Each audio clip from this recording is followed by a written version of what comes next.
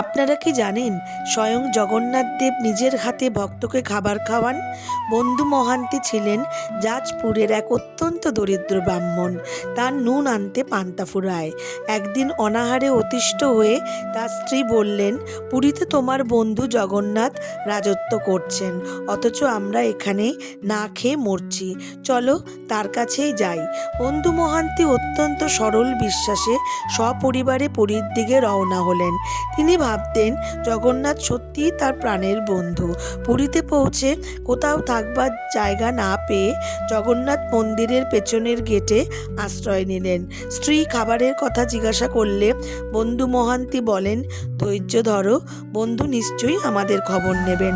রাতে যখন মন্দিরের দরজা বন্ধ হয়ে গেল, তখন বন্ধু মহান্তি ও তার পরিবারের সবাই অভুক্ত অবস্থায় ঘুমিয়ে পড়লেন। গভীর রাতে একটি কালো মতন মানুষ একটি বড় সোনার থালায় করে প্রসাদ নিয়ে বন্ধু মহান্তির কাছে হাজির হলেন। তিনি বললেন, তোমার বন্ধু জগন্নাথ এই খাবার পাঠিয়েছে। বন্ধু মহান্তি পরম তৃপ্তিতে সপরিবারে সেই প্রসাদ গ্রহণ করলেন। খাওয়ার পরে সোনার থালাটি নিজের কাছেই রেখে দিলেন, কারণ তিনি জানতেন না এটি মন্দিরের মহামূল্যবান থালা। পরদিন সকালে হই হই পড়ে গেল, জগন্নাথের সোনার থালা চুরি হয়েছে। রাজপ্রহরী তল্লাশি করে বন্ধু মহান্তির কাছ থেকে থালাটি উদ্ধার করে।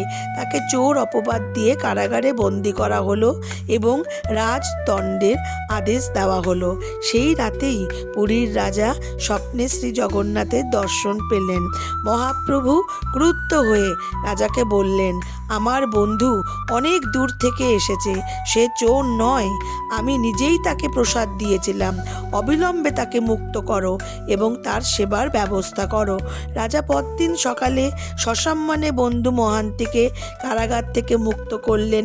শুধু তাই নয়, তাকে জগন্নাথ মন্দিরের সেবায় নিযুক্ত করা হলো এবং তার পরিবারের সারা জীবনের ভরণ পোষণের দায়িত্ব নেওয়া হলো।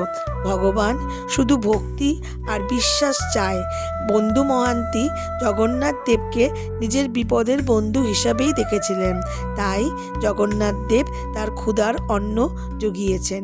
আজকের এই গল্পটি যদি আপনাদের ভালো লাগে তাহলে অবশ্যই কমেন্ট সেকশনে জয় জগন্নাথ দেব লিখতে ভুলবেন না।